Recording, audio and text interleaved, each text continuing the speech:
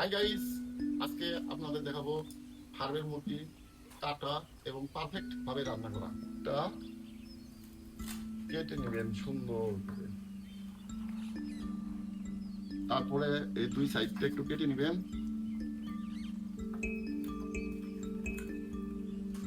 কলিজাটা বাইর করবেন।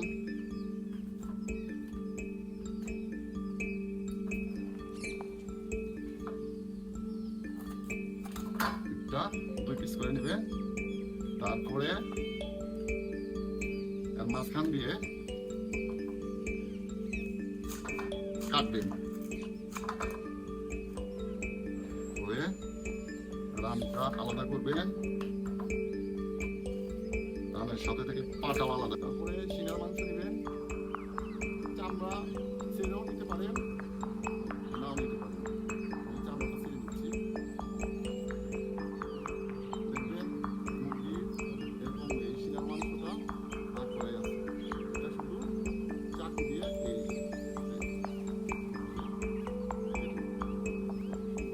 তারপরে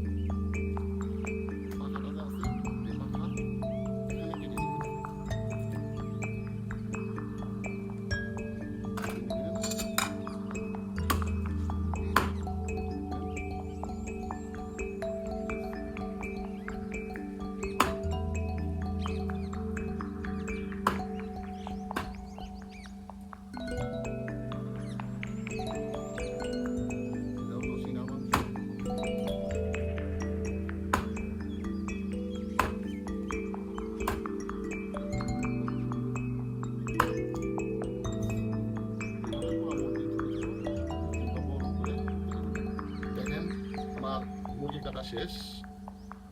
এখন এটা দিয়ে রান্না করব।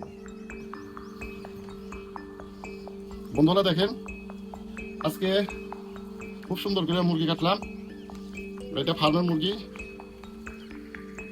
দেখেন এইভাবে আপনারা কেটে নেবেন রান্না করার আগে। মুরগির মাংস পরিষ্কার করে ধুয়ে নিয়েছি। এখন ফার্মের মুরগি এক ধরনের গন্ধ আছে, এই গন্ধটা দূর করার জন্য আপনারা প্রথমে লবণ দিবেন, তারপরে লেবু রস দিবেন। এই দুইটা জিনিস দিলেই হবে, ফার্মের মুরগির যে গন্ধটা এটা দূর হয়ে যাবে। 10 মিনিট রেখে দিবেন এরকম মাখায়া রেখে দিবেন 10 মিনিটের জন্য। প্রথমে আমি একটি কড়াইয়ের ভিতর তেল দিয়ে দিচ্ছি, 2টা তেজপাতা, কিছু গরম মশলা, অল্প কিছু পরিমাণে পেঁয়াজ,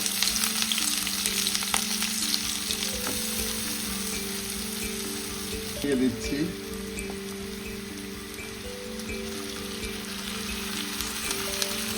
এক কেজি পরিমাণ মাংস আছে, আরেকটা সিদ্ধ মাংসের মতো।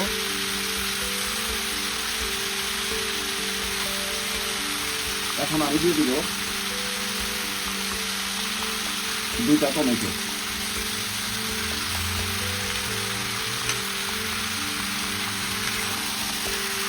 ব্লেন্ড করা আদা রসুন, একটু ধনিয়ার গুঁড়া, একটু মরিচের গুঁড়া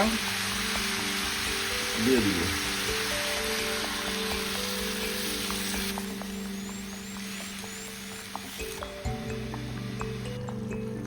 এক কেজি পরিমাণ মুরগির মাংস আছে।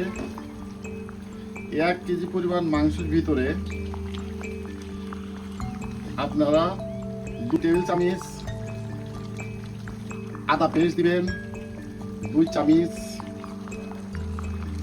শুকনা মরিচের গুঁড়া দিবেন, 2 চামচ রসুন দিবেন, 1 চামচ ধনে দিবেন। পরিমাণ মতো লবণ দিবেন। মাংস কষানো শেষ। আমি এই মাংসের ভিতর অতিরিক্ত কোনো পানি ইউজ করব না। এখন দিয়ে দিব একটু দুধ। আপনারা দিলেও দিতে পারেন, না দিলেও না দিতে পারেন। আর একটু কাঁচামরিচ,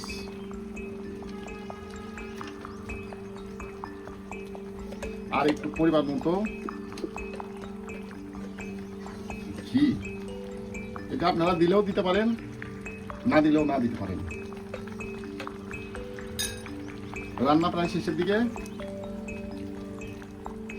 আমার এই ভিডিও দেখার জন্য, আপনাদের যে মূল্যবান সময় নষ্ট করলেন তার জন্য অনেক অনেক ধন্যবাদ।